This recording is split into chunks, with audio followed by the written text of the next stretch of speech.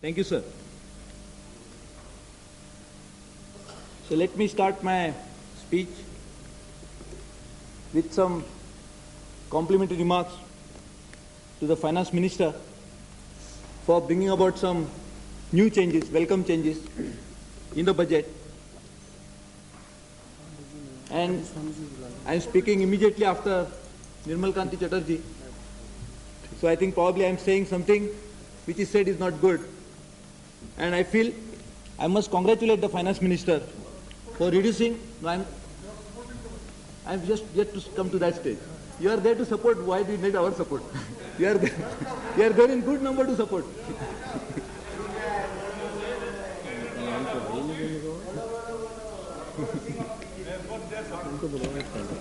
Sir, first, the reduction of tax rates for both the sectors, corporate as well as individuals, is really welcome.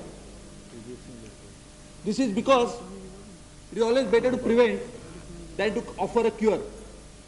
We always, as Mr. Chatterjee was saying, if you want to not have a voluntary disclosure scheme in future, it is better to provide for it now by reducing rates of tax and bringing them at a level which really meets with some sanitary thinking.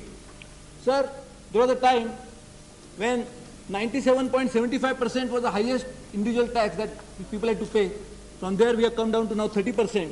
And I really congratulate the Finance Minister for being so bold and innovative in offering such a tax rate for the individuals as well as both for the corporates. Of course, the corporate rates are different, but I really congratulate him for reducing this rate. Sir, the second point on which again I wish to compliment him is for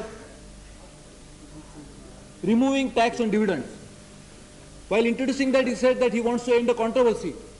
But I don't think the controversy has really ended. Probably Mr. Chatterjee was trying to revive the controversy whether the dividend tax is double tax or not. But I think it is very clear in the minds of those who receive the dividend that it was a double tax, and having reduced it, having removed it, I really congratulate the Finance Minister. There are various issues on which one will have to really find faults with the budget, but I am aware of the fact that the Finance Minister was acting in a very unenviable situation in which he had a problem of resources. One problem of resources was a lack of financial resources which he had to find somewhere. But on the other hand, he had a resources in terms of many parties offering him advice and many parties offering him political resource in terms of saying what should be done and what should not be done. So maybe one is the lack of resource which has prevented him from doing the things, and one is the abundant resources which are available to him in terms of advice. I think probably he had to do certain things which he otherwise wouldn't have done in a normal situation. Sir, I will fail in my duty if I don't point out one fundamental weakness that I feel is there in the economy. We often make reference to it. In fact, everybody who talks about Indian economy makes reference to it. But I really don't know why we are not attempting to at least take a first step to bring about a solution to this. Sir, our debt servicing this year is now 1,42,632 crores. And our total revenue receipts are 1,53,143 crores. So probably here in 98-99 or definitely in the next year after that, our debt servicing obligations will be more than the revenue receipts, as is the trend now. So I think, sir, we are really entering into a very, very serious situation, and I don't know how one could salvage that situation. Sir, I have already placed a paper on the table of the House about our external debt. I'm not talking about external debt, I'm talking about total debt. Just a moment. So when you talk about debt servicing, yes. When you talk about debt servicing, please read the paper about external debt. We are not into any kind of debt trap. Yes. No, whether we are into debt trap or not, but if we really compare the figures of the last year, this year our 1,42,632 crores is a debt servicing obligation as opposed to the total revenue receipts projected at 1,43,143 crores. So this is a very serious situation. The gap is only 11,000 crores. So probably, if not next year, after the year after next, definitely we'll be having a serious problem is my apprehension. And I'm very glad that the Finance Minister has something other to feel about it. It's very nice. But sir, this is a very serious matter of concern. Almost 42% of our total revenue receipts are now eaten away by interest of 68,000 crores. So, sir, only 58% of the income of the government is left for something else, and part of it is also going into non-planned expenditure like subsidies and other areas. But sir, what is important, if we are really going to continue with a situation like this, how much amount is going to be left for us for developmental work? And if that situation continues, are people going to pay taxes when they'll realize that nothing is going to be used for them in form of developmental expenditure? So serious situation might arise, and I think this is a point of serious concern for all of us to really ponder about. Suresh प्रभु जी, एक चीज़ आपके notice में लानी है, आपकी party को इस schedule के मुताबिक सिर्फ 1 मिनट अलॉट हुआ। So imagine the fact that this timing means, is it possible for any You have taken more than the double the time. Grant him this. Still I am allowing This is him. an unreal thing. As I did allow you. So it is very unfortunate. I am allowing him also. As you allowed him, you will allow me also, I am sure about it. Yes. Sir, the other areas of concern is the point about infrastructure. Sir, the common minimum program has talked about $200 billion of investment that is needed into infrastructure. $200 billion of investment that is necessary to go into infrastructure at today's prices of today's requirement and to be implemented in next few years' time. So the committee which you appointed for commercialization of infrastructure has also anticipated the same amount in another 5 years' time. Sir, you are also talking about, the CMP talking about putting 6% of GDP in infrastructure in next 5 years. So as opposed to that, how much amount we are really invested this year into infrastructure is something which is really a cause of concern for all of us. And this is very important, sir, because the finance minister is projecting very high revenues on the premise that there is going to be a 7% growth of economy. To bring about a 7% growth of economy, if the infrastructure investment this year and also the years to follow are not going to keep pace with the envisaged requirement of $200 billion as mentioned in the CMP, I really don't know how we are going to really get into a situation which is not going to be alarming. Sir, the other issue of concern is the cost of governance. Every year, our cost of administration is going up, and after adoption of this new report of pay commission, it is going to go up further. And what steps we are really going to initiate to reduce this cost of governance, there is no talk about it. There was only a talk about expenditure commission in the last budget, but I think this year, again, we are really not thought about it at all. So the other issue is about employment, and the new jobs created during the year, there is no specific mention, and this is also an area of concern in a country like India, where our thrust should be more on employment than on any other thing. So instead of giving figures of the growth in GDP, which is necessary, we should also start giving figures in every annual budget about new jobs created during the year, which is very important for us to assess the performance of the economy in that year. Sir, this year, we must make an attempt to create more jobs in manufacturing sector or services sector, which are more stable jobs. In US also, they are talking about MAC jobs, and they are saying we don't want MAC jobs, but we want manufactured jobs. So some stable jobs to be created in the economy on ongoing basis is very important. And this is more important because we are now going in for a highly automated types of operations in the economy. So more jobs created, maybe there will be loss of jobs than new jobs created. So I think such type of figures need to be given. Sir, another assurance or another milestone that the CMP wants to achieve is the abolition of poverty by year 2005. 2,466 crores have been provided this year into this budget, and I think the figures of people going below poverty line during the year, as even suggested by CMI, are really alarming, and I think there has not been much improvement into this. The other point of concern also is the deficit in the oil pool account, but I won't blame the finance minister for it, because even earlier times, when he took over as this new government came in, there was already a deficit in oil pool account, which was not recouped for last so many years. So probably the supporting party wants that it should not be recouped immediately. Some time should lapse between the time that a deficit is created in the oil pool account and the time it is recouped. So I think they are waiting for some more time on the advice of the parties which are supporting them. Sir, another area of concern is the decline on capital expenditure, and I think this is the direct cause for which the core sectors of our industry are really suffering. So the cement and steel are really going down, and the reason is the government's capital expenditure is on decline continuously for last few years. So the last budget, I am just reading few points so that I can finish it fast. So the last budget also mentioned that there is going to be foreign direct investment, FDI of $10 billion is what targeted. So this year, I think we are just about little over $1 billion, and I think $2 billion. Over $2 billion. Over $2 billion of sanction, but what actually has come into... I'm talking about actual. Okay, $2 billion, so it is 20% of what we're really targeting, and I think this year at least we should be able to get it. I've said it again, $10 billion cannot be reached in 1 year. It's like trying to go from step one to the top step of the flight of stairs. You have to take it one step at a time or two steps at a time. Now, we have done, in terms of foreign exchange inflows into the country, much better than last year. In fact, today, the problem is really how to sterilize the foreign exchange inflows. I'm talking about FDI. By the time March 31 is over, we will reach the highest foreign exchange reserves ever in this country. So the real issue is, what you write, how do you get FDI? Yes. FDI this year is more than last year. If you add GDR, it's much more than last year. It's running at 50% higher than last year. I agree with you. I was just talking about FDI alone. I'm talking about FDI. FDI plus GDR. GDR is also FDI. Yes. But even then it is, all told, is not more than $2 billion. Sir, FDI is over $2 billion. FII is over $2 billion. That is portfolio investment. GDR is about $1 billion. Total foreign exchange inflows, I'm talking from memory, is about $7 billion this year. But last year we ran down foreign exchange by $3 billion.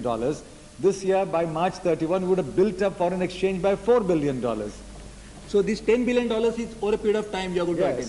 So how much time will it take? Because $200 billion is the investment necessary in infrastructure alone. So it's going to take a long time. It's a good debate, sir. I wish we could enter. $200 billion is not going to be foreign money. Yes, but Indian money... The bulk of that capital will be raised within India. Foreign capital is only at the margin. It is about 4% of our requirements. So when you talk about $200 billion, it's only to give an idea, not merely in crore terms, but also in billion-dollar terms, the size of the investment.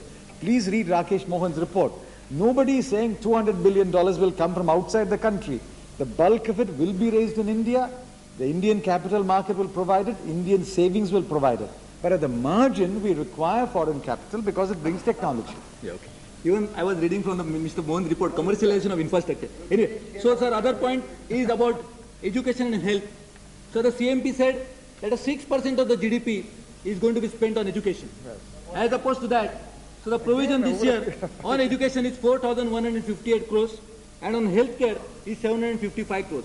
So probably the CMP was talking about minimum amount that could be provided.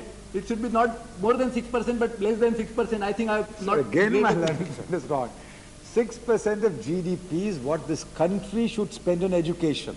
You must add state government's expenditure on education, central government's expenditure on education. You must aim at a target of spending 6% of GDP on education. State governments are also spending on education. Sir, in Animal Farm, first manifesto is supplemented by various supplementaries. So I think the CMP also has some supplementary... No, you must read it carefully. Yes, yes. You must read it carefully. Okay. Sir, I know. I'm happy about it. Yeah, I'm willing to answer. You've got a genuine doubt. Sir, the other issue about widening of tax net. There are about 13 million assessees, and we should definitely increase the number of assessees from 13 million to definitely up to 400 million. Because we are always saying that India has a middle class of 400 million as comparable to probably Europe, and that's why the foreigners should invest into the country.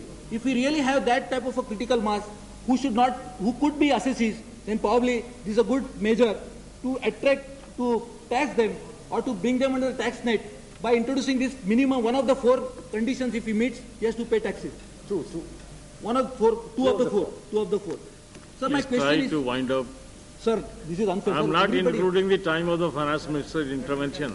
So you have already taken more than 10 minutes. Sir, everybody has taken 40, 45 minutes, 1 hour, sir. I should at least get... No, I'm just not... Sir, so the question I would like to know from the query to the finance minister is, suppose if a person, an agriculturist, having an agriculture income, satisfies one of the 4 of the 2 conditions, will he be required to file a tax return because his otherwise income is not taxable? So the logical step to do it is whoever is having one of the two conditions is fulfilling, and even his income is from agriculture, he should be taxed. But that is not a provision that has been, yes, but it is not really, it is not provided into the budget, and I think this is a time that we should really go for it. So other sector that has not met with Prime Minister's attention is the cooperative. So the cooperatives which contribute significantly to the welfare of the economy also, there is a provision in the Income Tax Act 80P which needs to be amended. Otherwise there are some processing societies whose profits are getting taxed, even though it is a concept of mutuality between a member and a cooperative society. Despite that, it is getting taxed. And also the reserves created by the institutions, if they are invested and the tax arising out of that is also getting taxed. So probably the finance minister would certainly look into it. So the last 5-year plan never had a chapter on cooperation, and probably this approach to 5-year plan is not even talking about it, but probably we'll have an exclusive chapter on cooperation as was there right from the first 5-year plan in this sector also. Sir, the 73rd and the 74th amendment, which has now given a different type of constitutional rights to local self-governments, I think the same type of rights need to be given to the cooperatives if at all we want them to function in the proper manner. So I am very happy that the finance minister has taken a very bold step of providing autonomy to RBI in one form or the other. Sir, the real function of the RBI should be to control the prices, control the inflation, and also give proper control the price of the rupee, which should be the value of the rupee. This should be the responsibility of the central bank. Sir, this year the central government has taken 6,000 crore of profit of the RBI into the credit of your consolidated fund. Also, 16,000 crores of monetized deficit has also been attributed to Reserve Bank of India. As per the document here, I'll show you the 16,000 crores. So, sir, I would like to know that now the central government is going to borrow from RBI not through the T-bills, but only through ways and means advances. When state governments are getting such ways and means advances, if there is a default, RBI does not allow them to draw 1 rupee more. Is the same rule going to apply to the central government when a bank is acting as the banker to the government? Is something which we would like to know. Then only we'll really know whether the autonomy to Reserve Bank of India is a reality or not. Sir, the common minimum program also talked about Sikh companies, and there was a proposal, there was a statement that the SICA will be totally revamped so that the BIFR also could work in a proper manner. And a small sector also would be brought under the purview of the Sikh companies. Sir, there is no such provision. In fact, that is something which needs to be done immediately so that probably all the money that is blocked with the Sikh companies could really come into the productive sources. Even the banks would have a reduced NPS. Sir, you are making me to hurry, sir. So agriculture, there is a provision in this year. Last year, the planned outlay on agriculture and irrigation was 1,242 crores, which actuals went to 815 crores. Whereas in 97-98, the provision is 323 crores, which is a substantial loss, a substantial reduction, and I think we'll really try to do something about it. So the girls' education program has been started, but the midday meal program of the Prime Minister is discontinued. So probably it's there. Okay. What do you mean discontinued? So I think this is not discontinued. Okay. Not discontinued. And sir, the other point which is really important is how are we going to raise our savings in the Indian economy? Sir, the individuals and the non-government sector which is saving the most, and how are we going to really bring about that savings increase in that? Because as the finance minister said, the bulk of $200 billion has to come from the savings. So what are the incentives to the household savers who are really biggest contributor to the savings and who really replace the possibility of FDI not coming into the country? How are they going to benefit? And if we are going to offer so much of incentive to FDIs and others, what incentives we can offer to the household savings is something which we would like to know. Sir, my suggestion, I'll just make quick suggestion to the finance minister for his consideration. So one, we need to have a debt redemption fund. Probably the proceeds of the PSU should directly be credited to that. Also, sir, we must have some sort of a swap of equity of the PSUs with some sort of a debt. And also, sir, another point about telecom fees. Sir, telecom fees is a one-time gain for the government. We are giving away monopolies of the state into certain sectors, and in lieu of that, you are receiving certain compensations from the operators. 3,700 crores credit you have taken this year for license fees from the telecom. This money is, really speaking, even from a normal accounting standard, is something like a windfall gain and should not be treated as a revenue receipt in the hands of the government. And there is a need to use this money, as since it's a one-time receipt, you should use it for something more than just using it to meet the revenue expenditure of that department. And I think there is a need to have a policy on how we are going to use the money which we receive one time on account of such receipts. Sir, we need to have a backward area approach in a properly articulated. We have already said that 100 districts, most backward districts of the country as per the CMP, are going to be identified, and we are going to target some money towards it. So all these programs of various types, some areas never benefit. There is the area of Konkan in Maharashtra, which is not receiving the proper attention of the government because we are not really identifying the areas, articulating them, and trying to direct investment into that. So I think there is a need to have some sort of a proper planning in terms of targeting a lot of these infrastructure investment into areas which are more backward than the others. And in fact, unless we really remove the backwardness of these areas, we should not target the investment into such other areas. Sir, there is a need to provide special funds for Mumbai, and we are not really giving anything to it because people from all over the country are staying in Mumbai. So there is a need to have more Mumbai money coming for Mumbai's development. Please conclude now.